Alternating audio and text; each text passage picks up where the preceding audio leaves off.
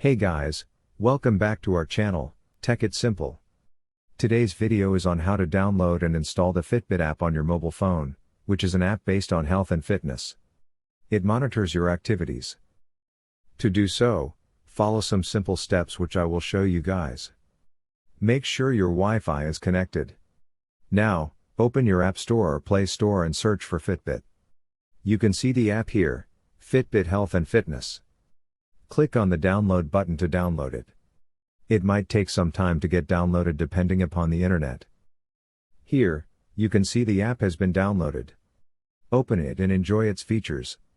Now, the app is ready to use. You can use it to improve your health.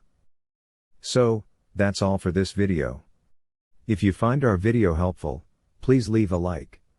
And please do not forget to subscribe to our channel and also hit the bell icon for our latest videos. And drop a comment for reviews and more content like this. I will see you guys again in our next video. Thank you for watching.